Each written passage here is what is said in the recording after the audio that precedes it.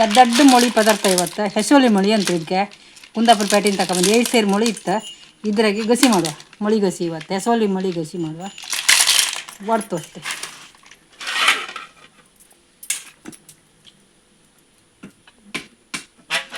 ಈ ಬದಿ ಹಿಂಗೆ ಮಾಡಿ ಒಂದು ಚಿಪ್ಪಿ ಬಿಸೋದು, ಒಂದು ಚಿಪ್ಪಿ ಹಾಕೋದು ಮಸ್ತಿತ್ತು ಮಾಂಸ.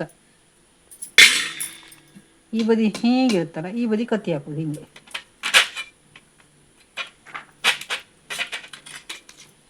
ಹಿಂಗೆ ಒಂದು ಚಿಪ್ಪಿ ಹಾಕೊಂಡ್ರೆ ಮೊಳಿ ಒಡ್ದಾಯ್ತು. ಈಗ ಮೊಳಿ ಒಡೆದು ನೀರು ಇದಕ್ಕೆ ಹಾಕೊಂಡಿದ್ವಿ ಅಂತಕಂದ್ರೆ ಇದ್ರಾಗ ಹೊಯ್ದಿತ್ತು. ಅದು ನಿಮಗೆ ಹಿಂಗೆ ಅಲರ್ಸಿ ಬೇರೆ ಪಾತ್ರಕ್ಕೆ ಹಾಕೊಂಡು ಬೆಳ್ಳುಳ್ಳಿ ಹಾಕೋದಲ್ಲ ಅದು ಅರ್ಧ ನೀರುಳ್ಳಿ ಪಾತ್ರಕ್ಕೆ ಕಡುಕೆ ಮೆಣಸಿನ್ಕಾಳು ಕಣ್ಕೊಂಡು ಒಂದು ಅರ್ಧ ಚಮಚ ಮೆಣಸಿನ್ಕಾಳು ಹಾಕೋದಲ್ಲ 25 ಮೆಣಸು ಹಾಕೋದಲ್ಲ ಸಾಕು.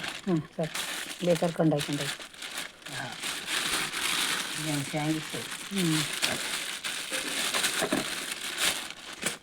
ಅದೆಂತ ಕೊತ್ತಂಬರಿ ಹಾಕ್ತಾವೆ ಕಣ್ಕಣಿ ಹಾಕಣಿ ಒಳ ಮುಷ್ಟಿ ಒಂದು ಮುಷ್ಟಿ ಹಾಕಿದಾಗ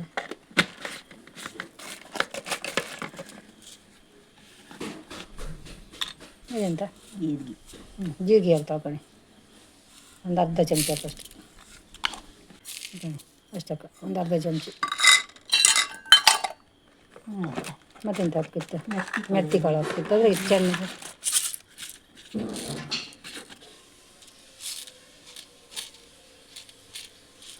ಮೆತ್ತಿ ಕಾಳು ಒಂದು 1/4 ಚಮಚಿ ಹುಳಿ ಹಾಕ್ತಿತ್ತಾ.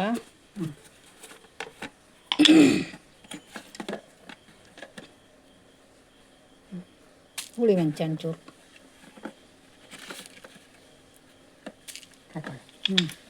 ಇಷ್ಟಕ್ಕ ಹುಳಿ ಅಂದರೆ ಆಯ್ತಾ ಇಷ್ಟೇ ಬಾ. ಮತ್ತೆಂತ ಹಾಕೋಕ್ಕಿಲ್ಲ. ಮೆಣಸಿನ್ಕಾಳು ಹಾಕಿದೆಯಲ್ಲ ಮೆಣಸಿನ ಕೊಡು ಕೊತ್ತಂಬರಿ ಜೀರಿಗೆ ಮೆಂತಿ ಬೆಳ್ಳುಳ್ಳಿ ಅರಿಶಿಣ ಪುಡಿ ಆಯಿತು ಹುಳಿ ಇಷ್ಟೇ. ಇದು ಗ್ರೈಂಡರಿಗೆ ಕಡುಕು ಹಾಕ್ತೆ. ಮೊಳಿ ಗಸಿ ಮಾಡೋಕೆ ಒಗ್ಗರಣೆ ಹಾಕಂಬ ಸ್ವಲ್ಪ ತೆಂಗಿನೆಣ್ಣೆ ಹಾಕ್ತೆ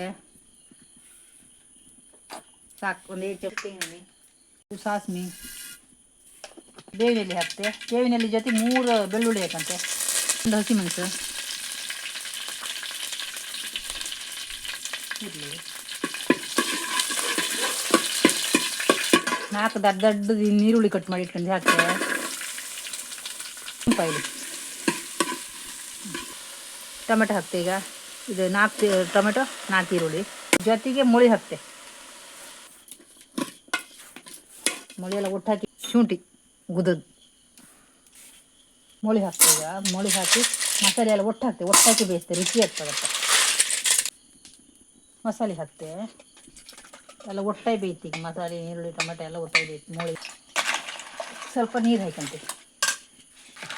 ನೀರು ಹಾಕಿ ಹದ ಮಾಡ್ಕೊಂಡು ಸ್ವಲ್ಪ ಕೊದಿಲಿ ಕೊದಿಲಿ ಕಡಿಕಾಮ ಒಂಚೂರು ಉಪ್ಪು ಹಾಕ್ತೆ ಇಷ್ಟು ಉಪ್ಪು ಹಾಕ್ತೆ ಕಲ್ಲುಪ್ಪು. ಹಾಂ ಮತ್ತು ಮೊಳಿ ಸಾರು ಕೊದೀತ ಸಾಕಿದ್ನ ಇನ್ನು ಇಳಿಸಿ ಕೊತ್ತಂಬರಿ ಸೊಪ್ಪು ಹಾಕಿ ಸರ್ವ್ ಮಾಡು. ಕೊತ್ತಂಬರಿ ಸೊಪ್ಪು ಹಾಕಿ ಕಾಣಿ ಬಿಸಿ ಮೊಳಿ ಸಾರು ಮತ್ತು ಹಲಸಿನ ಹಣ್ಣಿನ ಕಡುಬು ಇದ್ರ ಜೊತೆಗೆ ಒಳ್ಳೆ ಭಾರಿ ಲೈಕ್ ಆಗ್ತಿತ್ತು ನಿಮ್ಗೆ. ಎಲ್ಲರೂ ಹೀಗೆ ಮಾಡ್ಕೊಂಡು ಒಂದ್ಸರಿ ತಿನ್ನಿ. ಲೈಕ್ ಮಾಡಿ, ಶೇರ್ ಮಾಡಿ, ಕಮೆಂಟ್ ಮಾಡಿ.